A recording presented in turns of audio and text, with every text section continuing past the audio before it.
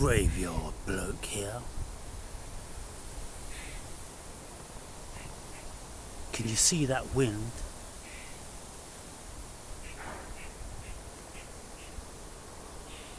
Can you hear that squirrel? Can you see that shadow?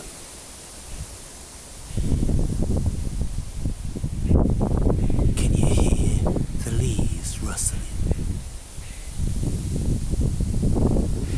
Come here. I want to show you something.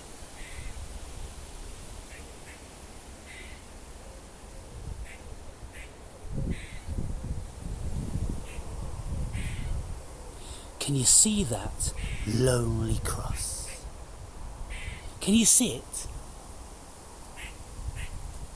Can you see that lonely cross? He's gathering mildew and moss. Nobody's interested in it. It's just a relic of the past. Can you see this shadow? Can you see these dancing shadows? Can you hear my squirrel? She is alarmed because she saw something. Have you seen anything? What have you seen recently? Can you see the light as it's penetrating these holly leaves? Can you see it? Can you see how these holly leaves and branches are dancing? Look at this one. How it's dancing.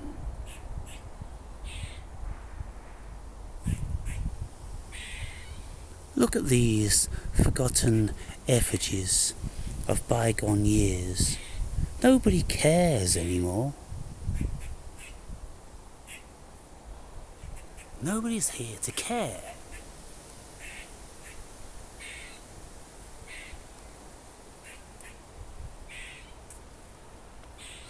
Look at this foliage.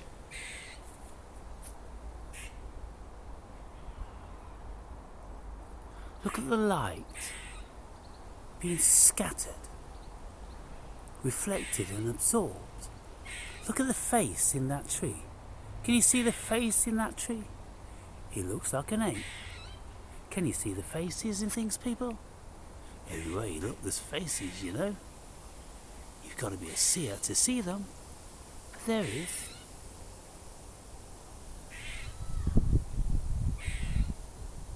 He's gone now.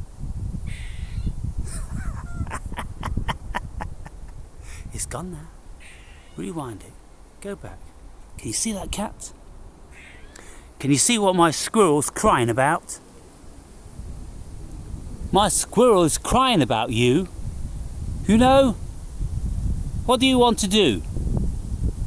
You want to hurt my squirrel? Huh? Why do you want to hurt my squirrel? You should play with my squirrel. But you're always on the prowl, aren't you? You're always being stealthy. That's what my squirrels have a problem with. You see? Yes. Look at this bark. How beautiful is that bark? Look at the twists in that tree there. Let's just go closer to look at those twists. Look at those twists. Look at that flemishing in the bark. Can you see that, people? Can you see the flemishing? Isn't it something? Yes. It's quite something.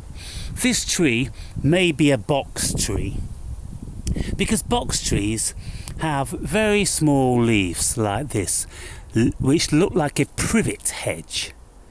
You see? Yes. Look at this tree here. Let's just feel this tree. Let's just feel these leaves. This is a large leaf lime. Look at how these leaves are lopsided. You see, they're all lopsided like that. They're very distinctive. And the bark is very noduly like that. Yes. Look at the light casting on these tombstones. Look at the age of these people. 39 years old. 7 years old. Let's just look at more. Let's just notice things, people. Let's just notice. Aged 83. Didn't this person do well? Who's this person? Alexander Smith. You did very, very well. 79 years old. You did well. Unfortunately, 44 years old. You didn't do very well. How unfortunate for Benjamin Knight. Can you see the light, people? Can you see the difference in the hue of the light? From when the sun is high in the sky in midsummer to when it's getting lower. Now there's an ominous sign, you see, and the ominous sign is the shadow of the church behind me here. That has only come about in the last few days. It wasn't there before because the sun stood far above and it wasn't casting a shadow. It was higher in the sky. But now that's an ominous reminder of the winter encroaching. Look at this ivy which has encroached on this tombstone.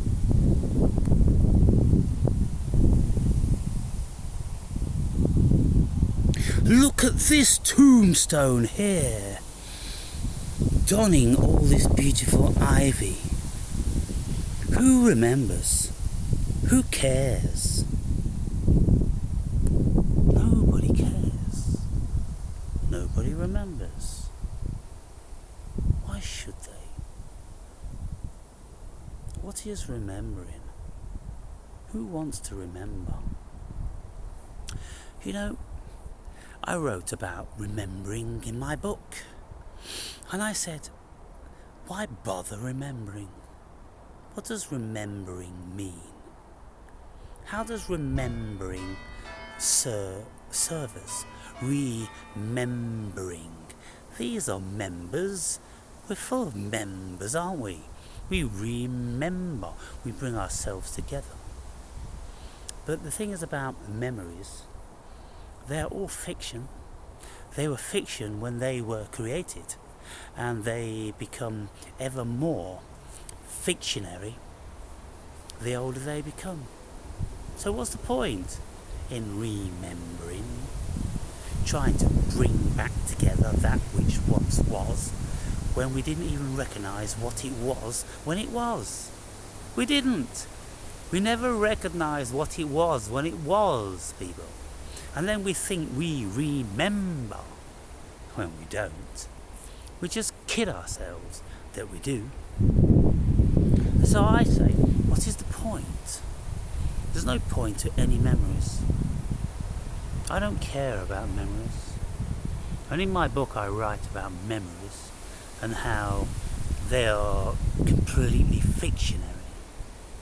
And the only memories that I hold on to dearly are those of my daughter, because I have an emotional attachment to the fiction of those memories. And I like to think that I'm remembering and that I am revisiting once again those happy times. But all I'm doing is recreating the fiction. Look at these leaves dancing. Look at them spiralling around and dancing as they come down to greet the earth. Look at these draping branches, dripping in ecstasy. Look at these tombstones over here. Here we have George Payne and Susanna Payne, wife of George Payne, who died on the 4th of May 1846, aged 58 years. This person, George, he died 55 years old, 1838. And then George and Suzanne, they had children, and one of them was, to say, here we have George and Suzanne Payne. So, remembrance of Susanna, daughter of George and Susanna Payne. And Susanna, she was kind of unfortunate because she didn't have too many years. She died in the 15th year of her age, people. And then George and Susanna Payne had another daughter, and this daughter, she died in the 4th year of her age, and she was called Amelia, daughter of George and Susanna. Bless Amelia, in the 4th year of her age, perishing. And then bless Susanna in the 15th year of her age. How shocking, how terrible, how traumatizing, how vile to create beautiful children and have them slip away at such a tender age.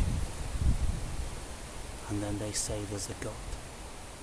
And then they build edifices like this, and they proclaim there's a God. Doesn't that make you sick to your stomach? What sort of cruel, vindictive God is he that would do such a thing? Bless people with beautiful children, and then just take them away whenever he felt like it. Because that's just what he does. You know what I say? I say fuck God. I say fuck churches. I say fuck religion. That's what I say.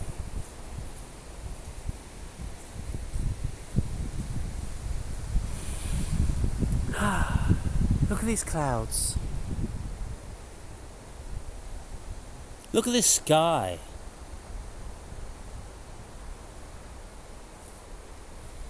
Look at these trees dancing. Look at these trees having a party.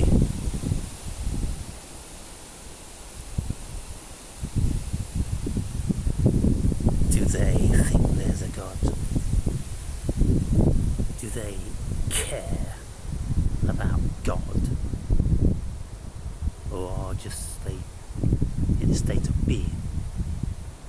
They're in a state of being, aren't they? But not a care in the world, about the world. They're too busy being. Maybe we should take a leaf out of the book of trees and stop caring, stop believing for sure. Just concentrate on being present, being now, enjoying what there is to be enjoyed, and enduring what there is to be endured. Enjoying and enduring. How close those words are. Enjoying and enduring. Oh, too close. Too close. Are you enjoying life? Or are you enduring it? Most people are enduring it. It's a labour, it's a bind, it's a ball ache. What is pleasant about it? The only time we can find any pleasantries is when we get marginally dissociated from it. Isn't that the thing? We have to be marginally or quite radically dissociated from this thing we call life before we can start to enjoy it. Maybe we don't enjoy it at all, really. But I'm enjoying it. I enjoy the fact that there's a now. I enjoy Akhenaten, the sun gone. I enjoy the sky, I enjoy the clouds, I enjoy the wind, I enjoy the cool, soft grass beneath my feet. I enjoy the sound of the rustling leaves. I enjoy watching their branches and leaves dance and how the light flickers from them. I enjoy all that. I enjoy certain things, but I don't give them too much mind. I tend to want to bask in what I enjoy about the world. Do you enjoy the world? Do you? Do you? Do you enjoy the world? Or are you enduring the world? I'm sure, from what I know about some of you, you are enduring. You see, enduring. Ooh. So from enjoying to enduring to injuring. There's got to be something in that, people. Why are these words so closely knitted together? Why is it such a fine line between pain and pleasure? Such a fine line between the pronunciation of enduring and enjoying in injuring.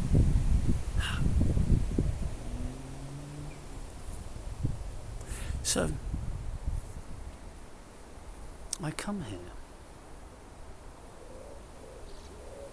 to feel the cosmos, to be at one with the cosmos, to be connected to the cosmos. And the elements are all around my person. The sun, the wind, the air. And I'm connected to Mother Earth via my bare feet on the ground. So the resonance of the earth, the Schumann resonance of 432 Hertz is passing through me. They say the Schumann resonance is 7.8 Hertz. That's what the resonance of the earth is, and the sun, and presumably the cosmos.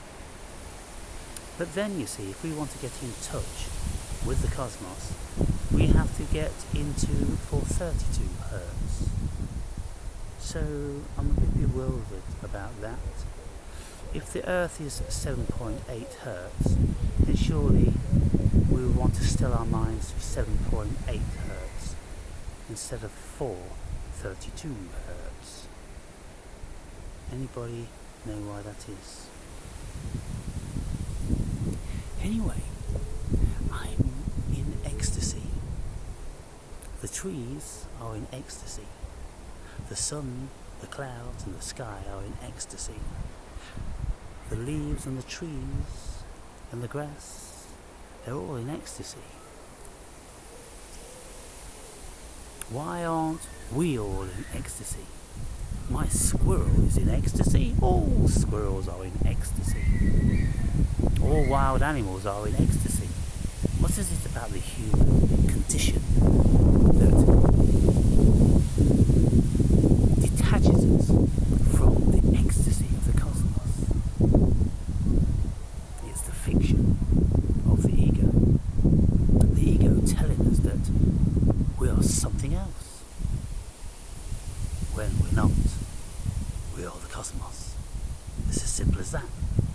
see, all animals, they don't question what they are. They just accept they're the cosmos. And so they are the cosmos, doing what the cosmos does. But the human being, a very peculiar creature.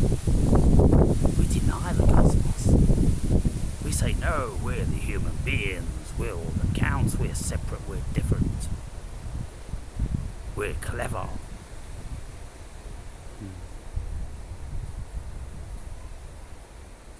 I think it's probably that which causes all the pain and suffering, to be fair. Because when you accept that you're the cosmos, then there's no problem. You're just the cosmos. You're the cosmos in the shape of a human being. You're the cosmos in the shape of atoms and energy. You're just the cosmos. So, embrace what you are, people.